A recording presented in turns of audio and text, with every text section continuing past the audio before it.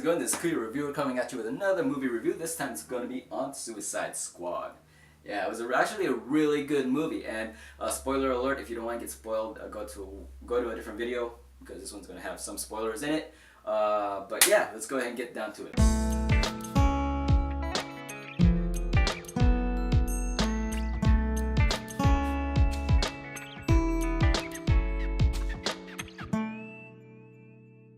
Suicide Squad. Amazing movie for what it was. It's not a perfect movie, but let's go ahead and get all the bad stuff out of the way then, and we'll talk about all the good stuff, alright? So a couple things I did have a problem with it was the plot was too simple.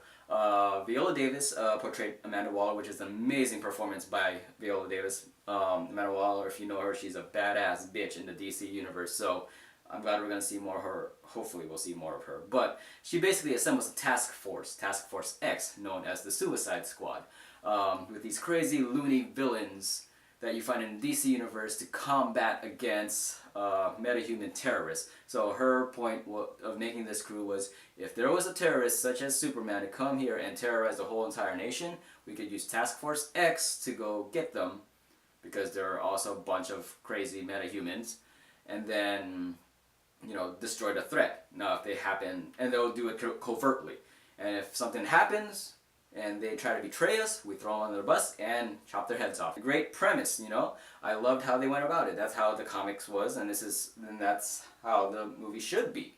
Where I failed to see eye to eye with the plot was the fact that one of their own team members turned against them and becomes the main villain.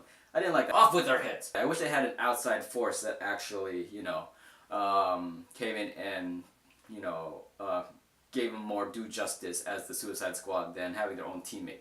Aside from that little crazy plot thing, maybe the dialogue, some of it was a bit comical, so there are some things you don't take from the comic and put it onto the big screen because it just becomes a little loony. So tone it down a bit with the comic things there, but other than that, good job. I mean, the actors were well casted, amazing performances by them. Even some of the casts of the Suicide Squad that didn't get much screen time, such as El Diablo, Killer Croc, Captain Boomerang, those guys. Slipknot was killed off after 10 minutes of being in the movie. They still portrayed the character really well, even without much backstory. I mean, El Diablo did get some backstory, which is really cool, but the main people you follow are Amanda Waller, Viola Davis' character, Margot Robbie, Harley Quinn, and Deadshot, portrayed by Will Smith.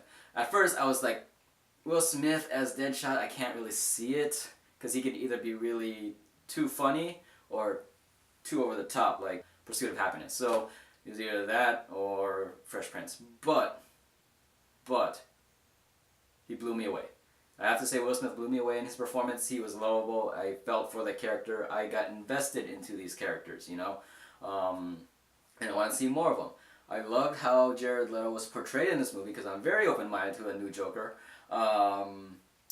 A lot of people are complaining he didn't get a lot of screen time, but the thing is, this was my #1 movie of the year. I really wanted to see this, more than Batman vs. Superman. I knew what the premise for Batman Superman was before it even came out.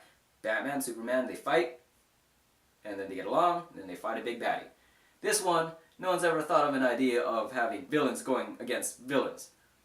It's crazy, so that's why I wanted to see it, and I love DC. And why are you freaking falling on me? I do love the, Jared Leto was just like in there enough, was amazing to me. He wasn't over the top. He wasn't the main bad guy, because once you have the main villain as Joker in there, it becomes a totally different thing. It's a Joker movie. Then you'd have to go through the history of the Joker, and I see why David Ayer didn't want to do that. He just wants to sprinkle him in there, and I love that. It's a great addition to my amazing cupcake. Just add a little sprinkle. So Jared Leto, amazing job. It's still too early to tell if he lives up to the hype of, you know, the Joker, but I think you'll get to see him more in like the Batman movies or whatever movie they decide to put the Joker in where he has a bigger role. This one, he basically plays off Margot Robbie's backstory character, you know. So I'll get that later.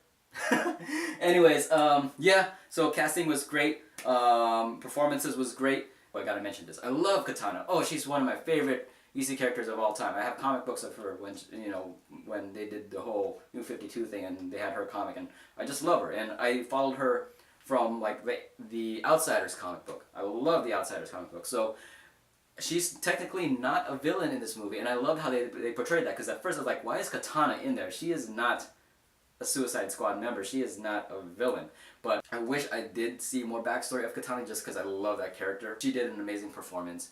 Karen Fukuhara, I believe is her name. You know, she's from Los Angeles, California, my hometown. Represent. She was very convincing in her, you know, Japanese and her sword fighting. So I love that. But yeah, like I said, all the other characters were well portrayed, and David Ayer knows how to pick them. The transitions I thought was way better than Batman Superman. I guess some people could complain about that too during the second act toward the end. I guess they felt it was a little bit choppy and everywhere, but I didn't complain about it. Truthfully, I followed throughout, and you know, it could be worse. It could be you could have 3 different, you know, premises and you don't know what direction, you know, like Batman Superman.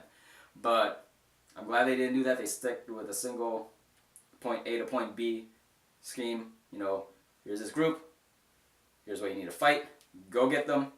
By the way, here's some backstory of these main characters. Love it.